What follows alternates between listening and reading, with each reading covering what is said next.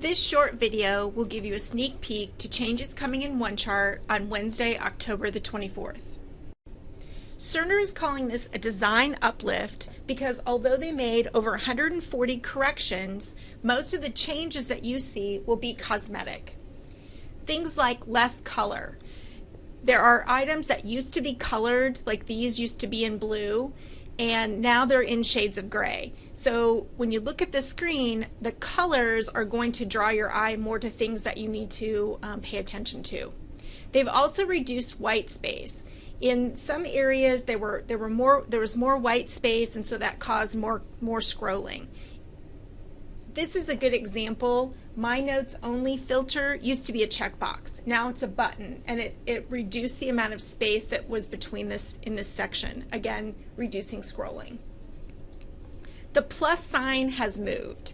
Plus sign for add in most components was just to the right of the name of the component. They've shifted all of the plus signs over to the right. They have made them a little bit smaller, and they are no longer colored. The reason that they shifted them is so that they're all in the same area as the other action buttons. So if you're looking for a filter, if you're looking to take an action, you're looking over to the right now always, and that includes the plus sign.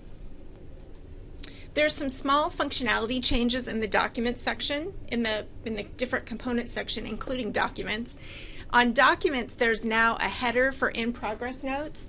So if you started a note, saved it, didn't complete it, it's going to be in this in-progress section. If you are the author of the note, you can click on the subject of the note, and it takes you right into Dynamic Doc, so you can finish your note. You can put in whatever you're looking to put in and then sign and submit. When you're reviewing any note in the document section, when it opens, you're going to get a little bit more of the note. The panel that opens is a little bit bigger. Also, you have the ability to modify right out of this area. It just saves a few clicks. The look of the histories component has changed slightly, but the functionality that I think you might like is the ability to, when you move these tabs, which we've always been able to move them, but they didn't stick next time. So I've put family as my default, and even if I log out and back in on this patient or a different patient, family is going to come up until I move it. Whenever you make a change like that, though, always remember that Cerner suggests that you exit through the exit door, and not through the X. So if you do see it not hold, you might try that first. The biggest change to home medications is you no longer have the component scroll bar, so it's going to give you more of your home medications right on your screen without having to scroll. You still have some color that's showing you that you need to do your med rec, so that's the main change with home meds.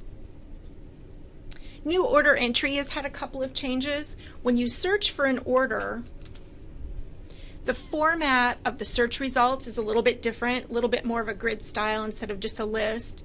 You also have the ability to add something right to your favorites from here. If I wanted to add CBC to one of my favorite folders, I could click on the star, and then it's going to ask me from which favorite folder I want to add it to, and it's going to add it right from here.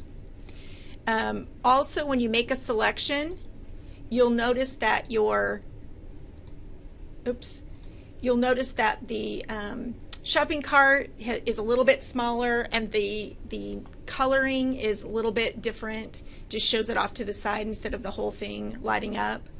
You still have the ability to look at your favorites from here, public and shared, all of that. None of that changed. It just the formatting is just a little bit different. Problem list is a component where you'll notice that the color is no longer there, or my exclamation point is in gray now. You'll also notice that they've changed the title of this section. It used to say historical, and it could be a little bit confusing as to what it meant.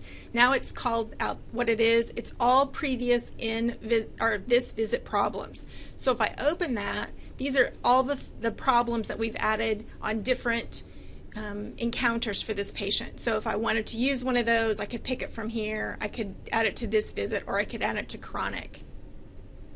So it used to be called historical, now it's called all previous this visit problems. The last component that changed just a little bit is patient education. You still have your quick suggestions that are based on the problems that you've added to this visit, and it gives you some suggestions. One of the complaints that we got, or the things that we heard from providers, was that it was hard to know if something had been added to the note or not. So what they've done is they have, once you click, it's going to come up with a little green added. It just shows up for a second, but it shows you that you've added it, and you can see it down here. Still, if you double click, you're going to add it twice. So you still just want to do your single click. You also can add something to your favorites from here, just like you could do on the orders. So if I want to add this DASH eating plan, I could add that to my favorites, to my personal departmental favorites right from here. I can look at favorites from this button. I can also see the medication leaflets if I need that. I can go to custom, or I can go to more options. So I have all of the same functionality I had before. It just gave me a little bit easier way of telling that I've added something. This has been a sneak peek of changes coming on Wednesday, October the 24th to OneChart MPages. If you have any further questions, please contact your informatic representative. Thanks.